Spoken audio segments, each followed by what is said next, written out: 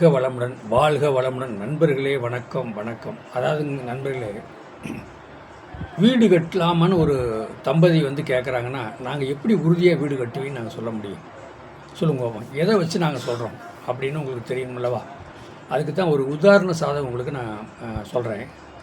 இப்போ ஒரு நபர் வீடு கட்டுறவங்க, இப்போ என்ன சொல்கிறதுங்க, 1 கோடி ரூபாயில் வீடு கட்டணும்னு ஒரு ஐடியா பண்ணி வராரு. அப்போ அவருக்கு உண்மையாக சொல்லணும் அல்லவா? பொய்யா வீடு கட்டுன்னு சொல்ல முடியுமா? யாருமே சொல்ல முடியாது. அது சொன்னாலே அது ஒத்து வராது. அது கடனாகி பிரச்சனை சிக்கலில் போய் லாக் ஆகிக்கூடிய சூழ்நிலை வந்துடும். அதே வீடு கட்ட போகிறீங்க, நீங்கள் 1 கோடி ரூபா போட்டு வீடு கட்ட போகிறீங்க. அந்த வீடு என்ன மாதிரி மூவ்மெண்ட்டில் போகணும்? நீங்கள் லோன் போட்டு கட்டுவீங்களா? லோன் போடுறதுக்கு சப்போர்ட் கிடைக்குமா? லோன் கிடைக்குமா அப்படின்னா சாதகத்தை பார்த்தா தெரியுங்க. அதுக்கு ஒரு உதாரண சாதகம்னு நான் உங்களுக்கு சொல்ல போனால், உதாரண சாதகம் எப்படின்னு சொன்னால், உதாரண சாதகம் உங்களுக்கு சொல்கிறேன். வீடு கட்டலாமா, உறுதியாக கட்டலாம் அப்படின்னு உறுதி சொல்லக்கூடிய சாதகம் எப்படின்னு கேட்டிங்கன்னா, ஒரு மிதுன லக்கணங்க, மிதுன லக்கணம். மிதுன லக்கணத்துக்கு 4ஆம் இடம் புதன் வீடு தான், கன்னியாக வரும். அப்போ அந்த மிதுன லக்கணம் அதிபதி 4 கூடவே வீடு, அந்த 4 கூடிய அதிபதியும் மிதுன லக்கணத்தில் ஆட்சி பெற்றிருக்காங்க. புதன் பகவான் அங்கே செவ்வாய் இருக்காங்க, ராகுபவன் இருக்காங்க, மாந்தி இருக்கிறாங்க. மாந்தின்னு என்ன? முன்னோர்கள் பாட்டம் பூட்டம் முப்பாட்டம் எல்லாமே அந்த வீடு கட்டிங்கன்னா அங்கே வீட்டுக்கு வந்துடுவாங்க. அந்த கன்னி தெய்வம், காதால கருமணி வச்சுட்டு கும்பிட்ற கன்னி தெய்வம், நீங்கள் வீடு கட்டிங்கன்னா அந்த வீட்டுக்கு அந்த தெய்வம் வந்துடுங்க. மேட்ரே இதுதாங்க. வீடு கட்டலாம், நீங்கள் உறுதியாக வீடு கட்டலாம்னா இதுக்கு ஒரு உதாரண சாதகம். அந்த உதாரண சாதத்தை நாங்கள் சொன்னோம்னா உங்களுக்கு புரியும். உண்மையால் இவர் சொல்கிறது உண்மை தான், வீடு கட்டலாம் அப்படிங்கிறதுக்கு தான் நாங்கள் உதாரண சாதகம் சொல்கிறோம். அப்போ உதாரண சாதகம்னா என்ன தெரியுமா? மிதுன லக்கணம், மிதுன லக்கணத்துக்கு 4ஆம் இடம் சொல்லக்கூடியது வண்டி, வாகனம், வீடு, மனை, வீடு கட்டுற அப்படின்னு. அப்போ அந்த 4 கூடையனும் மிதுனிலே உட்காந்துருக்காரு, மிதுனத்திலே உட்காந்துருக்காரு. அப்போ மிதுனிலே ஆட்சி பெற்று புதன் யாருங்க? 11க்கு 6 கூடையவன். அப்போ ஏற்கனவே நிலம் சம்மந்தப்பட்டது வாங்கியாச்சு, அது சொல்லுது வாங்கியாச்சு. 6 கூடையை சொல்லுது. அது கொஞ்சம் கடன் வாங்கி போட்டு வாங்கிட்டீங்க. அதுக்கப்புறம் அந்த கடனெலாம் கட்டி மீண்டும் இப்போ மிச்ச கையாக இருக்கும்போது தான் இப்போ வீடு கட்டலாங்கிற எண்ணத்தில் வந்துட்டீங்க இது. ஆனால் அந்த சாதகர் பேர்லேயே பத்திரம் இருக்குது. அப்போ அது மிதுன லக்கணம், புதன் ஆட்சி பெற்றால் பத்திரம் அவர் பேர்லேயே இருக்குது அப்படின்னா ஆமாங்க அப்படிங்கிறாங்க. 4 கூடிய புதன் ஆட்சி பெற்றாலே வீடு கட்டியே ஆகணும் அப்படின்னு சொல்கிறாங்க. வீடு கட்டணும் அப்படிங்கிறதான் நாங்கள் கேட்க வந்தோம். இதுக்குத்தே உதாரண சாதகம் சொல்கிறோம். அப்போ அந்த அந்த என்ன சொல்கிறதுன்னா, புதன் என்ன நட்சத்திரம்? புதன் ராகு சாரம். ராகுன்னா ராகு எங்கே இருக்கார்? அந்த லக்கணத்திலே இருக்கார், மிதுன லக்கணத்திலே இருக்கார், திருவாரூர் நட்சத்திரத்தில் இருக்கார். புதனும் திருவாரூர் நட்சத்திரம் இருக்கார்.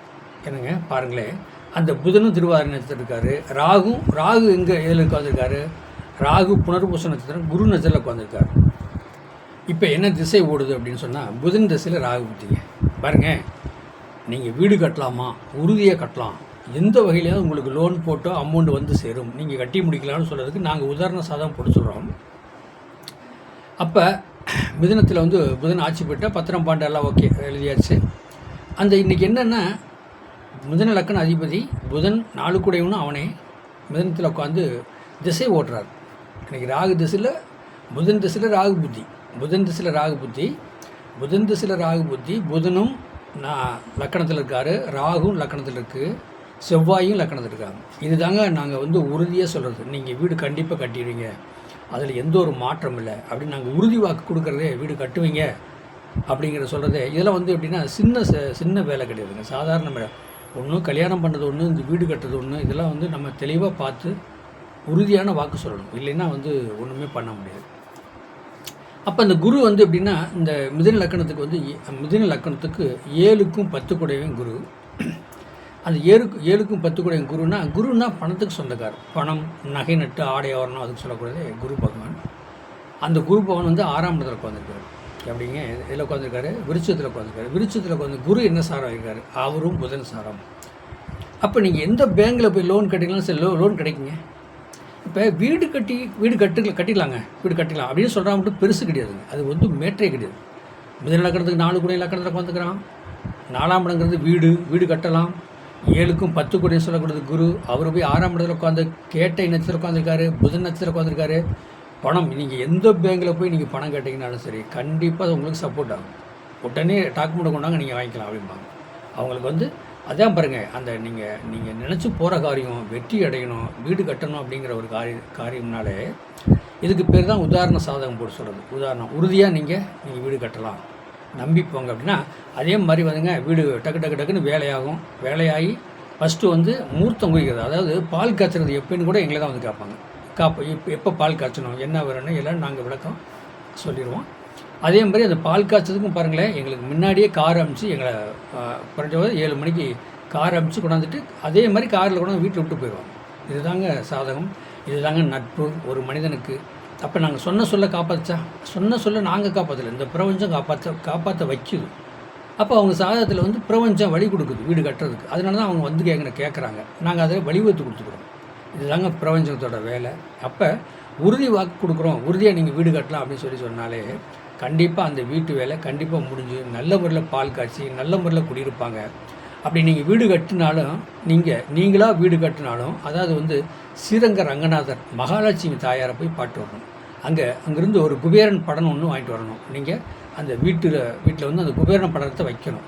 அந்த வச்சு நீங்கள் மூமெண்ட் பண்ணினீங்கன்னா அந்த மகாலட்சுமி தாயார் வீட்டிலே குடிக்கொண்டு இருக்கும்.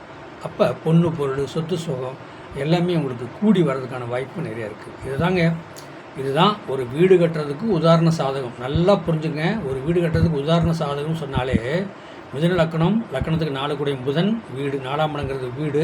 அந்த 4 கூடிய புதன் லக்கணத்திலே வந்து உட்காந்துருக்காரு, ஆட்சி பெற்றிருக்காரு, பத்திரம் பாண்டு எல்லாம் க்ளீனாக இருக்குது.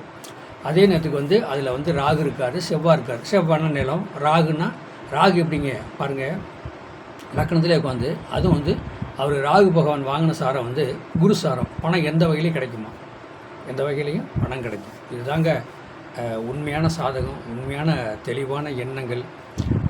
இதெல்லாம் வந்து என்ன சொல்ல போகிறதுன்னா, அவ்வளோ ஒரு மைண்டாக நம்ம கணக்கெடுத்து சொன்னோம்னா அதில் எந்த ஒரு துளி கூட தப்பாதுங்க, மாறாதுங்க. மாறாமல் இருக்கிறது தான் நம்ம இந்த சாதத்தை பார்த்து வீடு கட்டுங்க, கல்யாணம் பண்ணுங்கள், நல்ல காரியம் எதுவும் பண்ணுங்க அப்படின்னு சொல்லி உங்களுக்கு சொல்கிறது. வாழ்க வளமுடன், வாழ்த்துக்கள்.